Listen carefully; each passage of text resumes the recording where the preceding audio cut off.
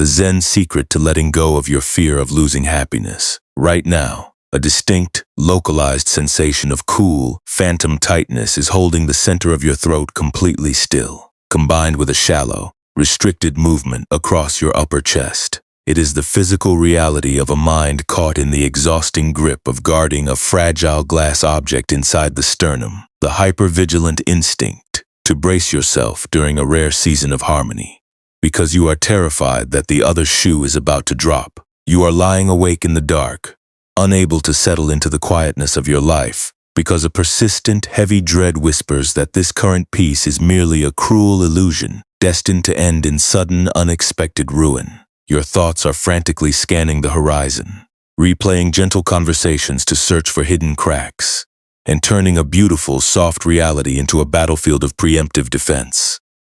In this quiet space, the immediate room around you is constructing a sanctuary of absolute, unmonitored privacy. The air has taken on a crisp, alpine density, dropping toward the floorboards while the scent of cold pine resin and damp cedar wood settles quietly into the dark corners of the ceiling.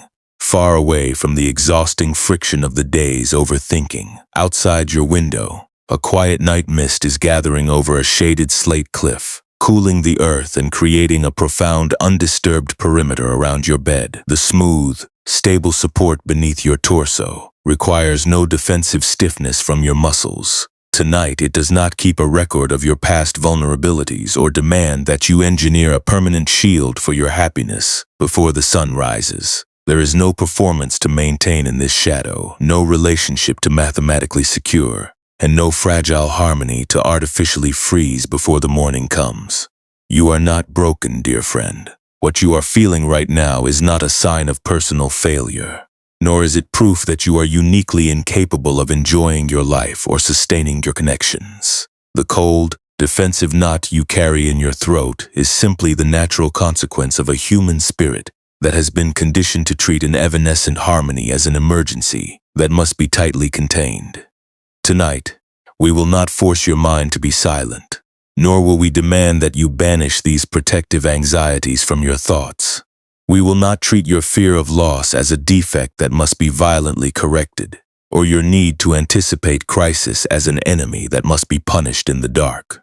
Instead, we are going to change the way your awareness holds this crushing sense of preservation, learning how to let the tight wax seals soften completely from your spirit so that the native flow of your heart can naturally return. There is an ancient, surprising insight within the Zen lineage that addresses this exact state of depletion.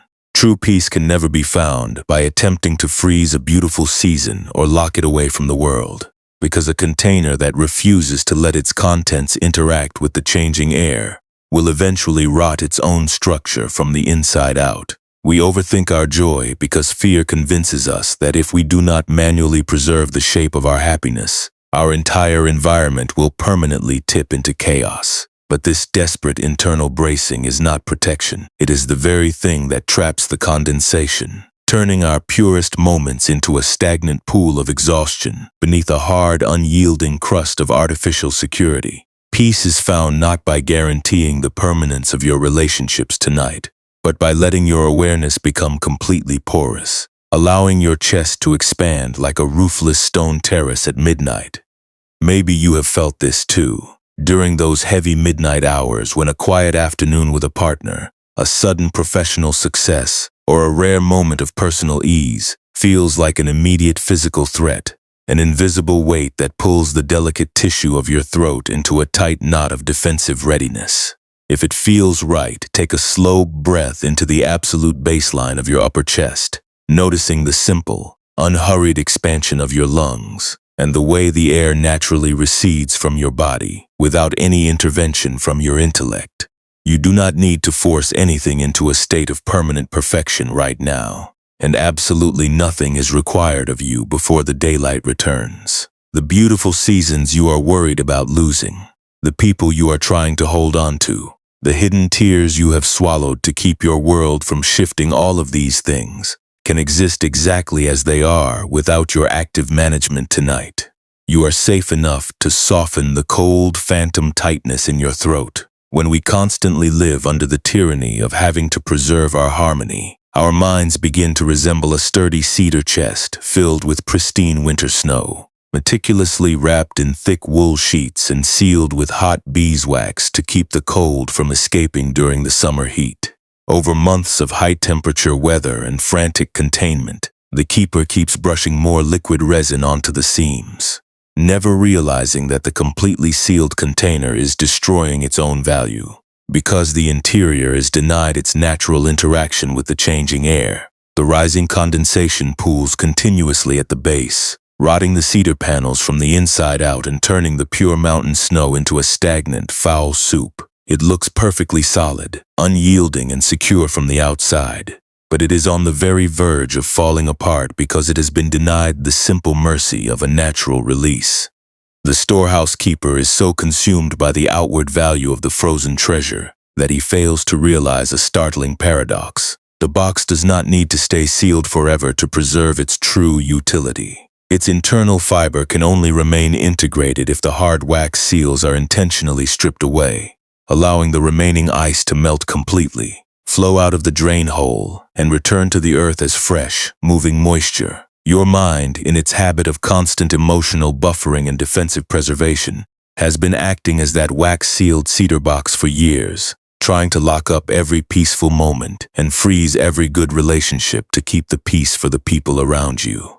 You look for stability, yet the internal pressure only grows more punishing, not because you lack appreciation, but because you are treating your own happiness as a stagnant treasure that must never alter its temperature.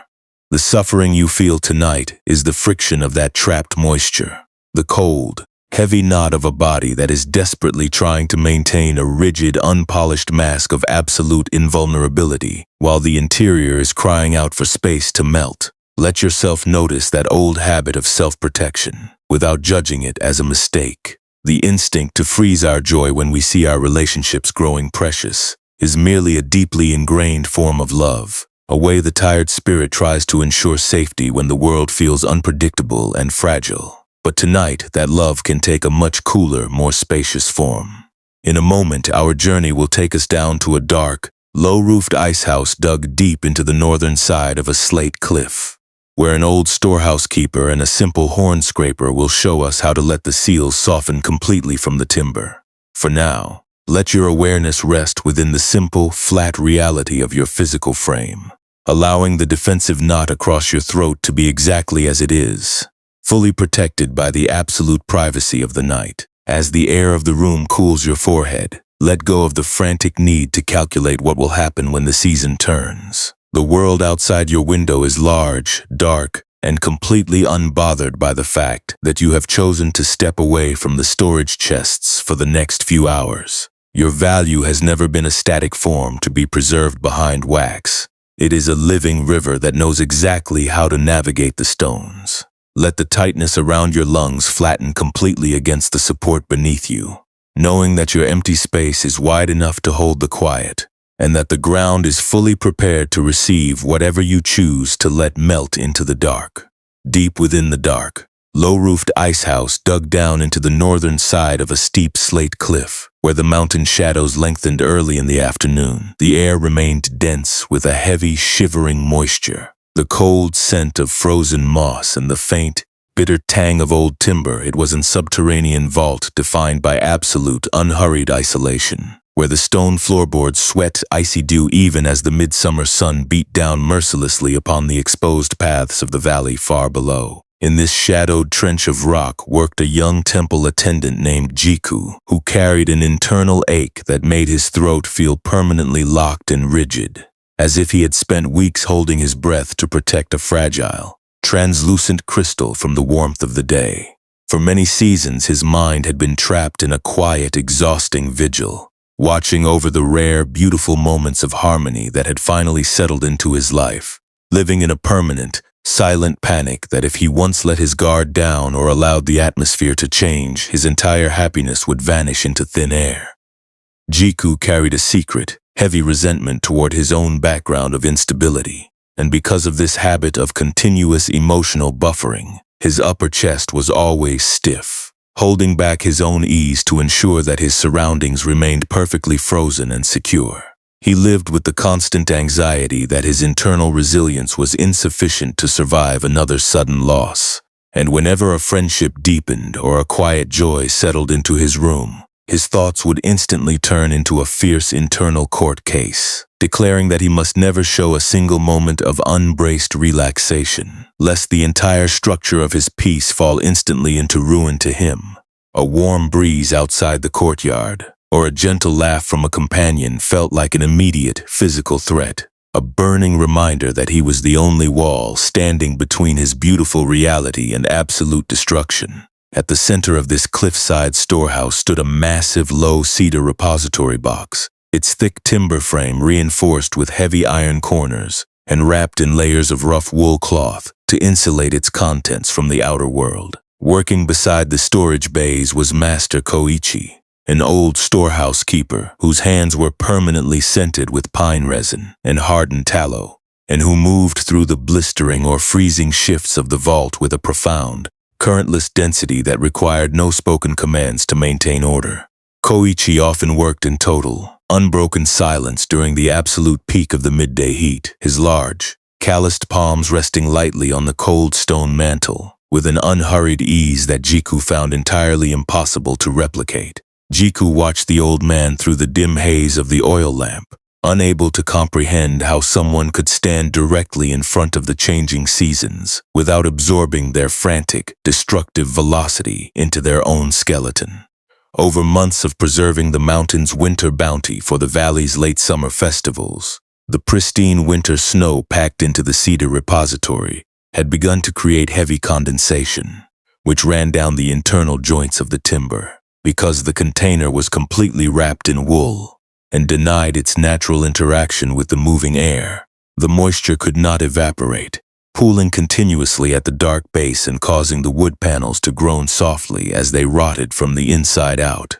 Jiku, struck by an immediate wave of structural panic during a midnight inspection, noticed the faint, muffled weeping sound within the masonry of the box and grabbed a small, double-edged horn scraper with a flat, blunt tip, intending to aggressively smear hot liquid beeswax over every single seam to force the container to stay perfectly airtight through the rest of the heat wave.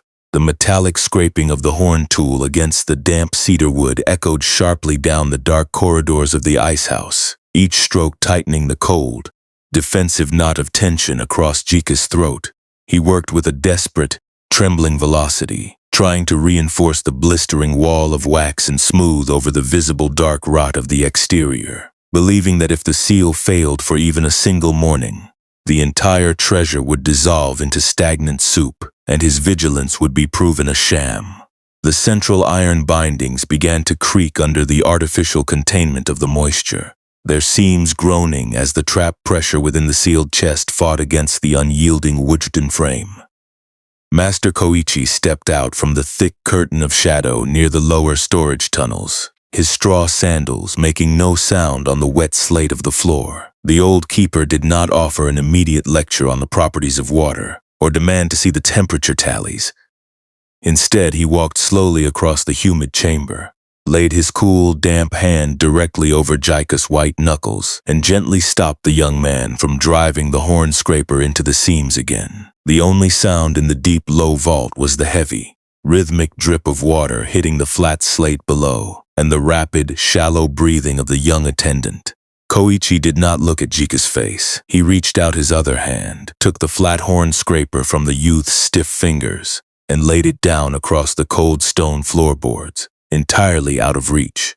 With a slow, deliberate motion that completely defied the urgent demands of the preservation routine, Koichi did not add fresh wax to the lining or try to seal the outer cracks with more mortar. Instead, he reached into his apron, pulled out a short wooden mallet, and struck the heavy iron drainage plug at the absolute base of the cedar repository, driving it completely out of its socket. The iron plug fell away with a hollow clatter onto the wet slate, instantly opening a wide, dark channel that allowed the stagnant, trapped condensation to rush out of the container in a long, clear stream. Jiku watched in absolute stillness as the black pool that had been rotting the foundation of the wood drained completely into the rock fissures, while a wave of fresh, crisp mountain air rushed into the lower vents of the chest, instantly clearing the foul odor of decay. The remaining ice inside the repository was no longer straining against its own moisture. It no longer had to maintain a false, frozen shape inside a dark cage or hide the internal damage it had developed under the wax. It simply rested its volume against the breathing timber, its structure perfectly secure because it was finally permitted to connect with the living current of the floor. The old keeper sat down directly on an upturned pine bench beside the now venting box, his dark robes turning damp from the descending mist. In his low, gravelly voice, the storehouse master explained that when a beautiful season has been locked up to keep it from changing, a servant cannot preserve its beauty by pulling the seals tighter or forcing the wood to stay airtight through the summer. The pressure only turns the pure snow into rot until the chest shatters into useless kindling. He told Jiku that the winter snow does not need to stay frozen forever to perform its function. Its internal fiber can only remain integrated if it is allowed to interact with the day, letting the excess water flow out of the dark base until the wood naturally dries in the evening air. He asked the young monk if he truly believed he could protect his joy by transforming his own living throat into a wax-sealed repository, choking off his own interior because he was too terrified to let the harmony move. In that quiet space, with the cool alpine mist settling softly over his chest and the defensive knot across his throat turning into a soft, damp awareness, a profound wave of emotional recognition washed through Jika's upper body. The frantic imagery of the future losses and the old family crises vanished from his thoughts, replaced by the immense, quiet relief of the open cedar box resting in the slate shadow. He looked at his own empty hands, then at the dark drainage hole where the water was still trickling peacefully into the earth, and he recognized the precise nature of his own emotional isolation. The survival terror he carried did not come from the real changes in the valley, nor did it come from the vulnerability of his relationships. The suffering emerged entirely from his own habit of keeping the joy sealed at all costs, continuously hardening his own exterior because he was too afraid to let his life melt in the quiet presence of the dark. The old master reached for a small bundle of mountain moss and began wiping the wet slate of the mantle by touch, leaving the young attendant alone by the open drainage channel as the last trails of moisture drifted through the roof vents into the evening air. In a moment, this low stone vault will bring its cooling draft closer to the specific emotional burdens of your own modern hours. But for now, let that image of the venting, breathing cedar chest rest within your thoughts, noticing how the deepest internal restoration always begins when we finally allow ourselves to drop the horn scraper. This cool glimpse down into the silent, weeping seams of the cliffside storehouse is not telling us to abandon our deep appreciation or stop caring about the beautiful connections that have finally brought comfort to our days. It is not an invitation to become cold, entirely mechanical, or completely indifferent to the preservation of your emotional bonds. Buddhist wisdom does not expect you to navigate a sweet, gentle season of closeness or look at a rare moment of personal ease and feel nothing but a blank, forced emotional vacuum. It is showing us something much quieter, something far more deeply protective of your remaining strength. It is revealing that the primary source of our exhaustion is rarely the simple presence of a changing reality, or the natural, fluid lifespan of human joy, but the frantic, desperate way the mind holds those treasures, turning a beautiful interval into a rigid fortress of preemptive defense.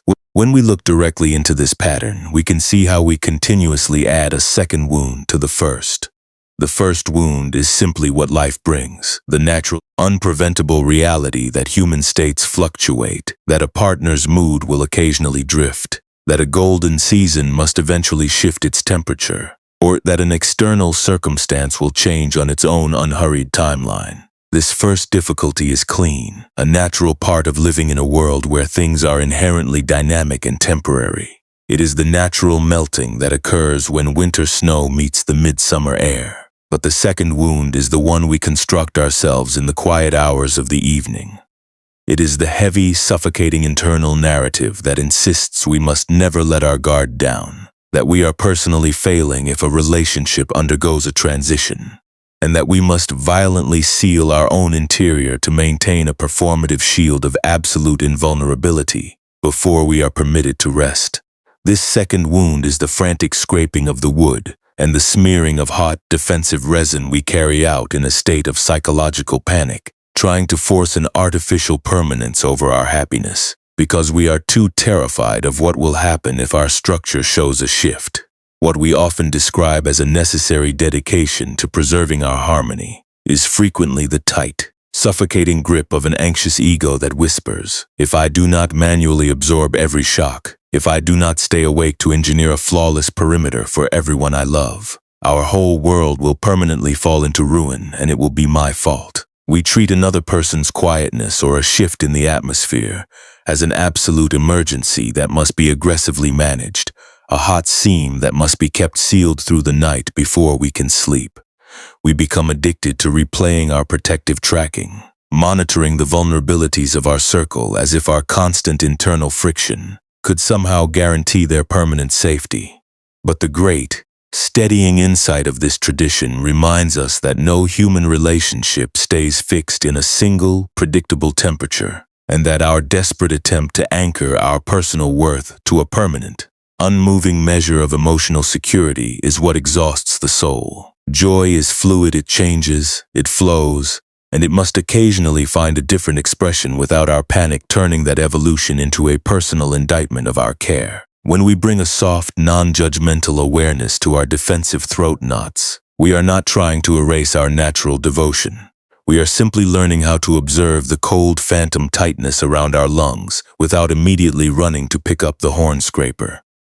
We learn to notice the impulse to freeze, to shield, to apologize for the passing of time, and we let that impulse exist as a passing trail of mist that doesn't have the power to rot our heart.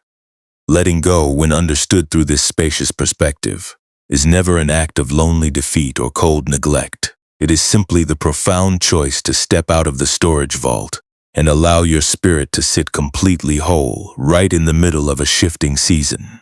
It is the realization that you do not need to solve the entire riddle of your family's future security tonight to be worthy of a deep, restoring cooling right now. Your physical body does not require an immaculate record of constant, unyielding consistency to possess its own native integrity. It merely needs to stop sealing its own pores with a crystalline crust of artificial resilience. This wet slate floor that receives the rushing stream is like the boundless space that surrounds the old northern ridge, providing a quiet, neutral baseline where everything is permitted to find its own natural temperature without any interference from your intellect. The earth does not demand that you freeze the snow before it offers its deep, solid support. It does not require you to hold up the ceiling before it allows you to rest your weight. It simply surrounds your existence with an immense, silent patience, allowing the trapped condensation to vent so that your true nature can touch the ground. When you allow your awareness to drop into this protective openness, you begin to experience a genuine, self-contained compassion. This compassion is the quiet capacity to meet an uncertain tomorrow without letting it dictate the security of your own skin tonight. It is the internal safety that allows you to look at your tired, defensive throat and recognize that you are allowed to pull the plug. Slowly, this ancient medicine becomes remarkably intimate as you lie here in the complete privacy of the dark.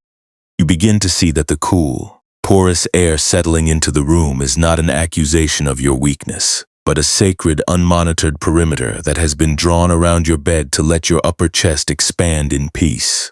The world outside is still spinning, entirely unbothered by the fact that you have chosen to step away from the storage chests of active management for the next few hours. Your true value has never been a resource to be frozen. For the comfort of public evaluation, it is an innate, uncarved truth that remains completely untouched by whether you match the standard of an unyielding anchor tonight.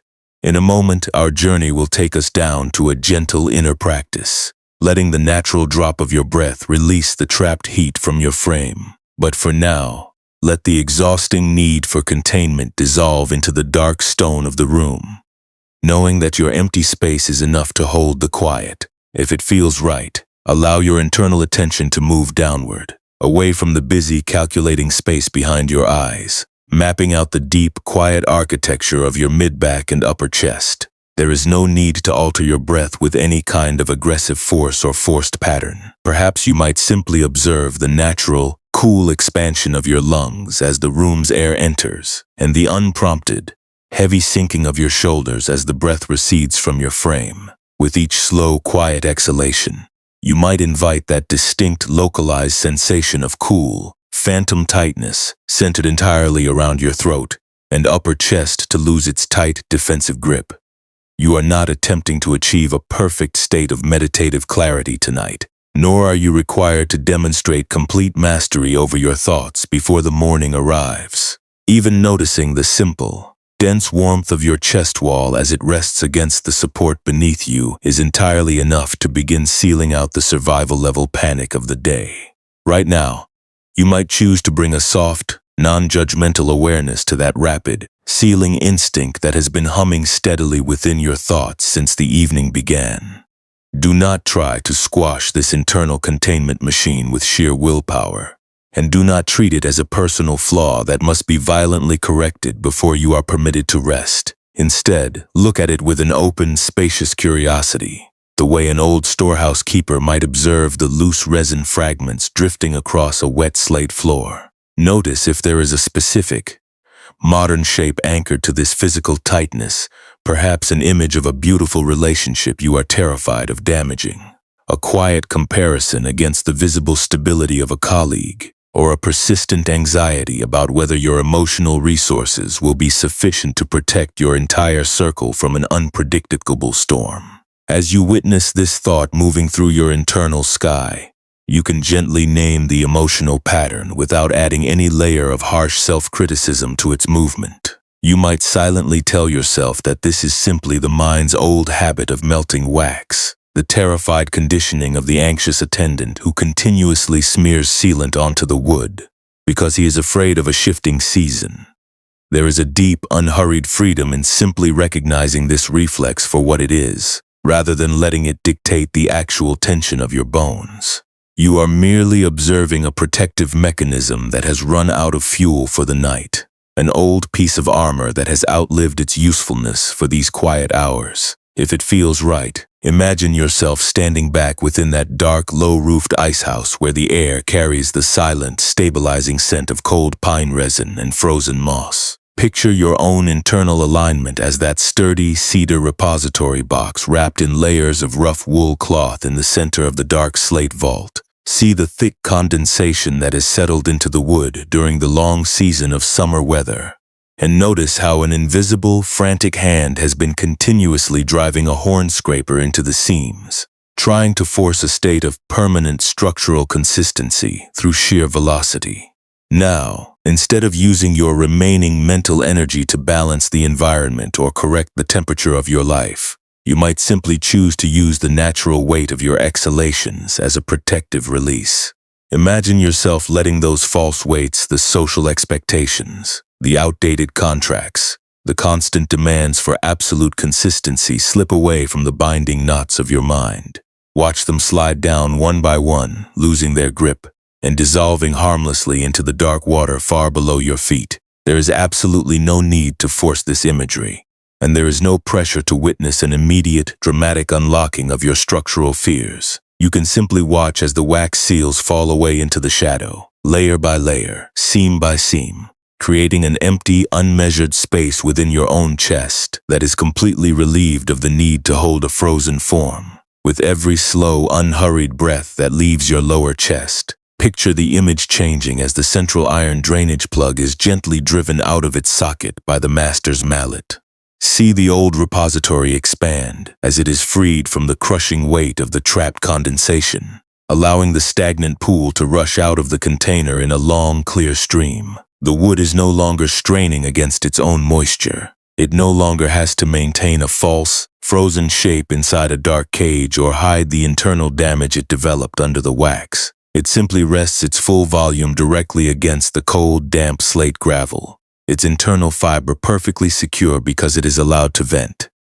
Perhaps you can feel a subtle change in your physical frame as you allow this image to settle into your heart. The skin across your forehead and the delicate tissue around your throat are letting go of the public counterfeit. They are dropping the performance of being perfectly unchanging, going entirely soft and open in the absolute privacy of your room.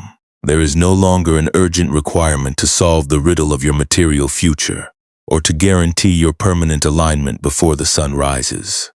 The external river of time can hold its own weight, completely independent of whether you stay awake to monitor the seals tonight. You can return to this uncoiled, drifting baseline whenever you are ready, knowing that your inner world is fully permitted to touch the ground exactly as it is.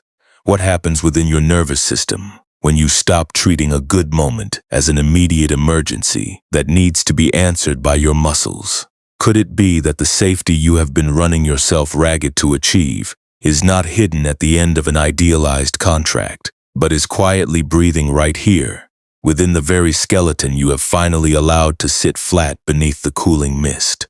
Let your awareness sink into the deep mineral immobility of this subterranean delta, allowing any remaining thoughts of obligation to float harmlessly across your mind like loose resin dust settling on an unmoving plank.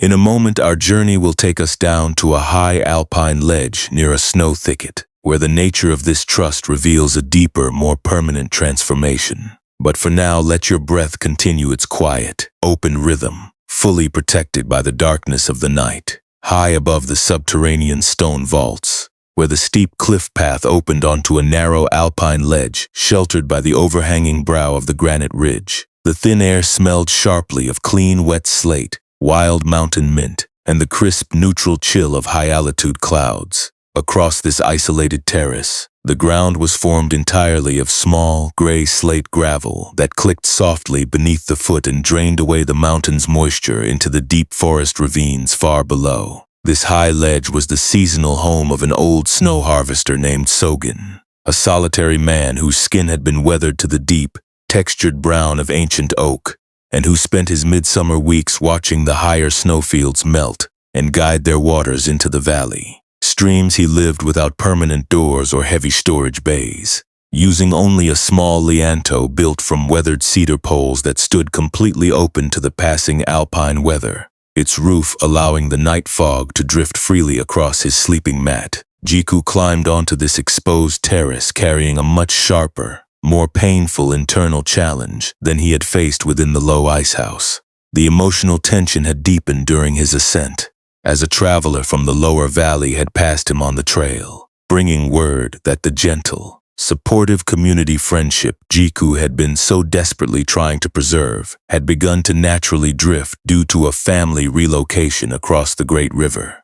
The news had struck Jiku like a cold blade straight through the center of his throat, sending a wave of defensive, tight panic radiating down into his chest. His immediate, deeply ingrained reflex was to turn back, run down the mountain, and try to engineer a frantic, desperate compromise to stop the move, fully convinced that if this beautiful connection shifted its form by even a single inch, his entire inner peace would be permanently shattered. He stood on the slate gravel, his fingers locked tightly around a small horn flask of unrefined newt oil he had brought to grease the storehouse hinges, his upper chest rigid as his mind began to spin a terrifying sequence of future anxieties. His thoughts insisted that this natural drifting was an absolute catastrophe, that his inability to keep his life perfectly frozen proved his own failure, and that he had no right to a single hour of quiet rest while his harmony was melting away. He felt a sharp, burning impulse to curse the changing world, to force his intellect to draft 100 mental arguments to stop the transition, and to pull the wax seals of his heart even tighter to deaden the pain of the vulnerability. He was trapped completely within the old mechanism of structural preservation, his breath coming in shallow gasps as he prepared to battle the natural flow of time. Old Sogen did not drop his clearing work to offer false reassurances or promise that the relationship would remain unchanged through the winter. He was kneeling beside an ancient cedar storage chest that had been left entirely open on the gravel, its interior holding the last remaining block of winter glacier ice. The base of the chest had become blocked by fine slate dust and pine needles, trapping a shallow pool of stagnant condensation around the freezing core. The old harvester reached into his sleeve, pulled out a short, hollow elderberry reed straw, and gently cleared the small drain hole at the absolute bottom corner of the timber frame, allowing the trapped liquid to trickle out and soak quietly into the gray slate gravel. He did not tell Jiku to banish his grief. He simply watched the tiny stream find its path through the stones, its rhythmic dripping, creating a slow, steady baseline in the alpine silence. The old harvester looked up at Jiku's white knuckles and asked the young man to use the reed straw to blow away the condensation that was forming on the top of the remaining ice block. Jiku stepped forward, his throat tight as he blew a sharp, desperate gust of air through the hollow reed, trying to force the moisture to freeze back into solid crystal. But the warm, frantic friction of his breath only caused the surface of the ice to melt even faster, the clear droplets running down the sides of the block and escaping instantly through the cleared drainage hole into the gravel below. The harder he strained his lungs to maintain the frozen shape, the more rapidly the structure dissolved, until his throat felt completely parched and his chest ached from the futile containment. Sogen reached out, took the small horn flask from Jiku's stiff fingers, and laid it aside on the weathered cedar bench, entirely out of reach, in a low, level voice that carried the steady immobility of the granite peak. The old harvester explained that when a beautiful season of life has begun to naturally melt, a servant cannot preserve its essence by trying to freeze the current or sealing the wood against the air.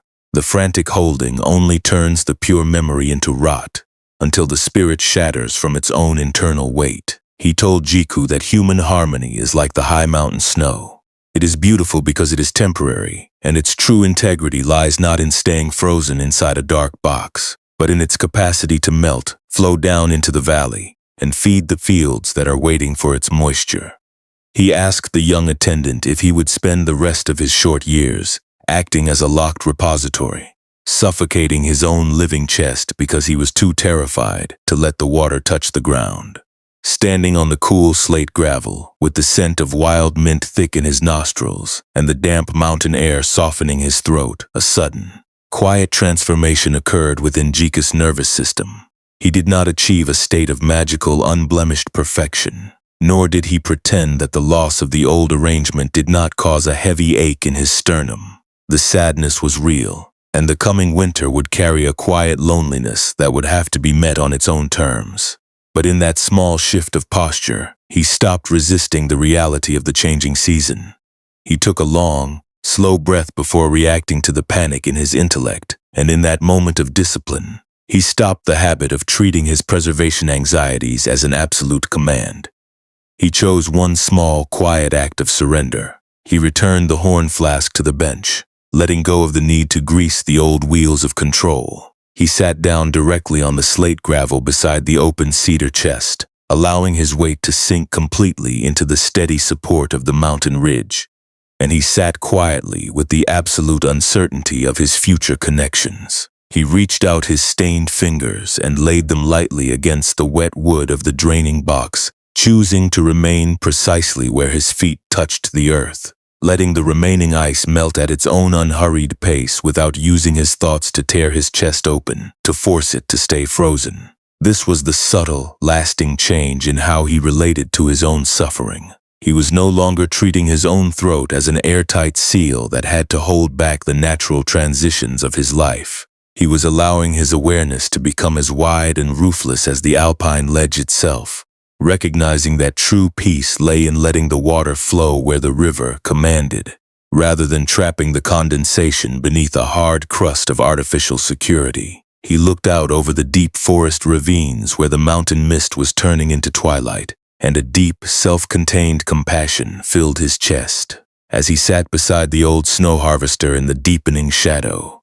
the cold phantom tightness across his throat turned into a steady, cooling weight, a natural presence that required no permanent contract to find its rest in the dark. In a moment, this quiet shift will take us deeper into the psychological integration of your own evening thoughts, showing you how to let the old seals dissolve for good. But for now, let yourself rest within that high terrace, knowing that you do not need to freeze the summer to be permitted to sit still tonight. The deep, quiet slate gravel of the alpine terrace and the slow, rhythmic trickling of the melting glacier ice provide a steady lens through which we can begin to examine the precise psychological architecture of our own modern suffering. When we feel emotionally heavy and unable to rest at night, our instinct is to assume that the external conditions of our lives are simply too intense, too chaotic, or too threatening to permit our minds to go dark.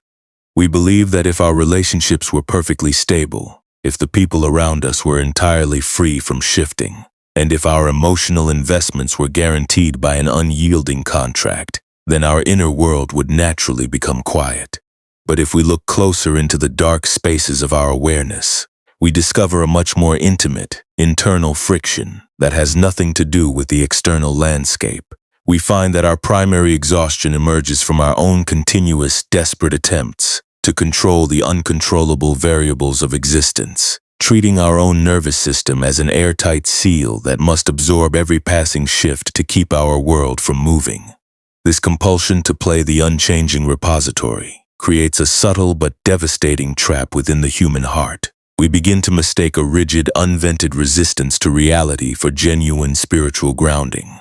When an unexpected difficulty arrives, a sudden emotional distance from a friend, a partner's changing needs, or the slow, unpredictable shifting of a beautiful connection, our immediate reflex is to tighten the muscles across our upper chest and swallow our own reactions to present a flawless, uncracked exterior to the world. We believe that showing our exhaustion or admitting our vulnerability is a form of failure, a dangerous exposure that will invite immediate chaos into our environment.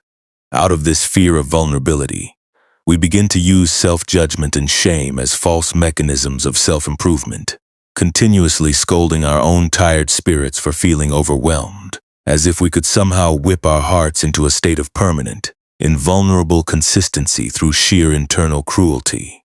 Over time, this relentless habit of structural preservation transforms our very identity into a suffocating prison. We no longer see our inner strength as a temporary response to a passing storm. We begin to define ourselves entirely by our capacity to suffer in silence, weaving our accumulated burdens, our unshared choices, and our historical roles as protectors into a heavy, rigid cloak that we are terrified to lay down. We become like the sturdy cedar box that has spent too many weeks inside the midsummer heat, allowing the binding wax of everyone else's expectations to form a hard, crystalline crust over our natural bark. Because we have sealed our boundaries so tightly against the possibility of showing weakness, our internal core can no longer breathe or release its moisture. The intense, frantic heat of our survival panic becomes trapped deep within our tissue, producing thousands of microscopic, psychological fractures that grind against one another whenever the room falls quiet. The timeless insight of Buddhist wisdom cuts directly through this exhausting pretense by introducing a profound, clarifying distinction between what is known as the first pain and the second pain. The first pain is simply the raw, unpolished reality of what life brings to our door. It is the natural, unpreventable friction of being a limited human form navigating a changing world filled with other limited human forms. It is the winter snow harvested from the high fields. It is the sudden, cold draft that enters through the cedar poles. It is the fact that the people we care about will occasionally make choices, experience sorrow, or pass through their own dark, unguided winters. This first difficulty is entirely clean and neutral, a basic condition of our shared existence that carries no personal malice toward your identity. It is simply the alpine air being thin as it leaves the ridge, carrying no inherent judgment of your capacity to bear its temperature. The second pain, however, is the immense, suffocating layer of suffering that our own minds manually add to that initial wound through our frantic resistance to uncertainty. The second pain is the long, internal court case that insists your changed path is a proof of your own failure, or that a loved one's quiet transition is an active emergency that you must stay awake to solve before the sun rises. It is the exhausting habit of replaying your past harmonies to see where your defense faltered, or continuously rehearsing future catastrophes to ensure you will never be caught off guard by a sudden change. This secondary suffering is the bundle of false resin and iron pins you pick up in the dark, trying to reinforce an ancient storage wall that is desperately crying out to uncoil completely into the mud. We cannot always control the first pain, because we cannot command the delta to stop shifting or force our loved ones to live without their own painful detours. But we can absolutely learn to stop feeding the second pain. True inner peace, when encountered through this spacious perspective, is never the magical elimination of all your real-world problems, nor is it a state of frozen perfection where your social circle never faces another shift. Genuine peace is simply a completely transformed relationship with those difficulties. It is the willingness to let an unresolved choice, an incomplete conversation, or a complex relationship contract sit precisely as it is on the damp silt of the present moment, without using your thoughts to tear your own chest open to fix it. It is the realization that you can care deeply about the people in your life, without gripping their destinies so tightly that you split your remaining strength. By refusing to treat your own fatigue as a moral flaw that must be corrected through shame, you allow the hard, dry hemp knots over your heart to naturally soften and unravel in the quiet privacy of the evening. When you stop treating every defensive, calculating thought as an absolute truth, the frantic internal forge naturally runs out of fuel for the night. You begin to see that your actual, physical presence does not require an immaculate record of constant, unyielding consistency to hold its place in the world. You do not need to win the argument of validation before you are permitted to close your eyes, and you do not have to guarantee the emotional comfort of your entire social circle to be worthy of a deep, restoring rest right now. The external current can hold its own weight, completely independent of whether you stay awake to monitor the twine.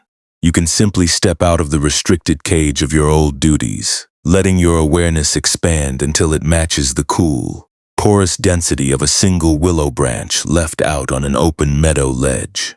As you allow these reflections to sink quietly into the deep tissue of your ribcage and mid-back, the tight, suffocating band of swallowed change begins to lose its sharp electric momentum.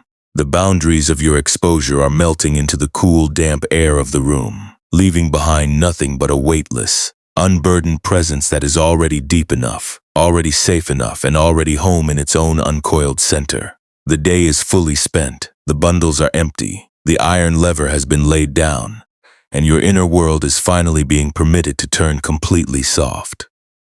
In a moment, our journey will bring this soothing medicine directly into the specific, fragmented settings of your modern daily life, showing you how to practice this porous openness when the morning returns. But for now, let your physical form become heavy and still, fully protected by the absolute silence of the dark.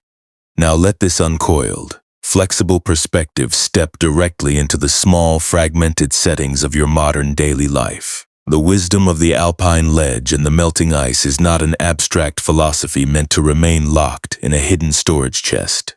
It is a practical shield that you carry into the exact moments when your day feels most frantic, bound, and exposed. It is practiced when you find yourself staring at an unmoving screen, waiting for a text response that does not arrive, and letting that silent glass interface determine whether your lungs are permitted to expand. It is practiced when you are lying awake at night, replaying a minor conversational misstep from 3 months ago, or attempting to control the fluid, changing dynamics of a relationship that has outgrown its old boundaries despite your best intentions to keep it anchored. We live in an era that mimics a tightly wound box, a fast-moving space where we are constantly encouraged to display our personal consistency, our social commitments, and our continuous adherence to past agreements. You look at the visible, highly curated paths of those around you, and a sudden, dry knot whispers that you are lagging far behind, that you have mismanaged your emotional loyalty, and that your ordinary presence is somehow not enough to guarantee your safety. Out of a habit of survival, you might find yourself smiling broadly while carrying an immense heavy sorrow behind your ribs, pretending to be perfectly okay for the benefit of family or friends, and then bringing that exhausting, rigid mask into your bed. You want nothing more than to drop the burden and rest, yet the moment you try to settle, a persistent layer of guilt tells you that your quiet stillness is an unearned luxury, a lazy abandonment of your duties that will only cause the distance to grow wider. But the great, steadying relief of this ancient lineage is the realization that peace is never a public trophy you achieve, by forcing every connection to look unchanging. It is a quality of unmonitored depth you bring to these exact, ordinary seconds. It is the simple understanding that peace is practiced in small moments when no one is watching the state of your boundaries. It is the brave choice to take a single, slow breath before answering an aggressive notification or checking your phone for reassurance, allowing your throat to soften before you pick up the scraper of self-reproach. This deliberate pause is a profound form of wisdom, an intentional act of drawing the clearing straw over the dry seams of your anxieties and letting the bound limbs stretch cleanly into the dark, underground gravel. Within this quiet sanctuary, you can begin to recognize that not every self-critical thought that crosses your mind deserves your absolute obedience, and not every frustrating feeling of guilt is a command that requires your immediate action. When your thoughts begin to spin an elaborate narrative about permanent failure or broken bonds, you can simply observe that movement as a drift of loose resin dust passing over an unmoving cedar table. You do not have to tighten old cords with bleeding palms to fix the structure. You can care deeply about the people you love without gripping the line so tightly that it splits your remaining strength. By refusing to treat your changes as an active emergency, the frantic internal court case naturally runs out of fuel, allowing the fibers of your heart to expand naturally in the damp silence. You are fully permitted to rest tonight, without earning it through a perfect performance or a guaranteed solution to your family's expectations. Your value as a living form is already completely established by the simple, quiet fact that you are breathing here in the dark, an uncarved presence that requires no external nod of approval to hold its place in the world. You do not need to possess an immaculate record of constant communication, a flawless history of showing up, or a life that looks perfectly aligned under the glare of public evaluation. The path your feet have actually trodden with all its unread entries, busy seasons, and silent gaps is the only ground that can safely hold your weight tonight. As you allow these reflections to settle quietly into your lungs, the internal pressure to fix your whole life before morning begins to drain out through the open spaces of your awareness. The tight, suffocating band behind your sternum is no longer a command to be managed. It is simply a tired muscle that is finally being allowed to submerge in the deep privacy of the night. You can leave the digital marketplace outside the heavy door of your room, recognizing that the distance between you and the world can exist without your active supervision for the next few hours. In a moment, our journey will reach its final, deep shaft, where all the remaining noise of the storage chests dissolves completely into a cool, currentless rest. For now, let your physical body become heavy and full, fully protected by the absolute stillness of the dark. The busy marketplace of your daytime preservation has completely cleared its stalls, leaving behind a vast, cool perimeter of absolute stillness that expands to fill every corner of your room.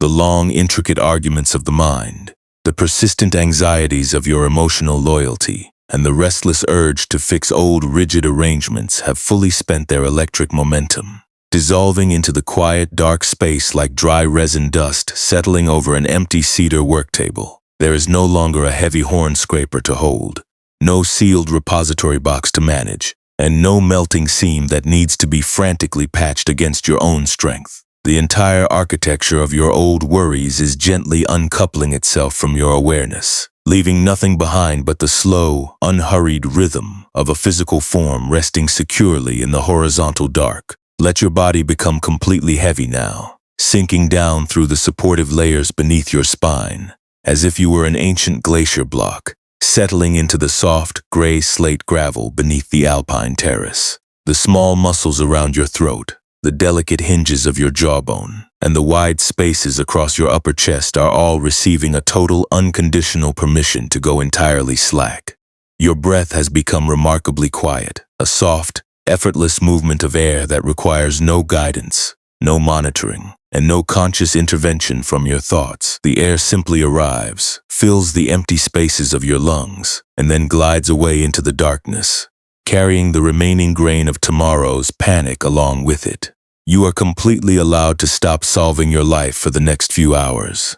The unreturned messages, the changing arrangements, and the incomplete ledges of consistency can all rest quietly in their dark channels without your supervision. The mountain ridge outside your window does not require you to act as an unyielding container. To hold its place, it moves by its own ancient organic flow, fully capable of sustaining the elements while you sleep. You have returned to the native sanctuary of your own uncoiled presence, a spacious, flexible home that has never been compromised by the rigid demands of past choices. Listen to the absolute silence that is growing between the slow movements of your breath. The dry gaps of old self-judgment are swelling shut through the quiet openness of your throat, leaving the inner channels wide, hollow, and perfectly clear. You do not need to be anything other than what you are right now. A quiet awareness resting in a dark room, completely free from the obligation to perform, to stay sealed, or to justify your evolution to the coming dawn.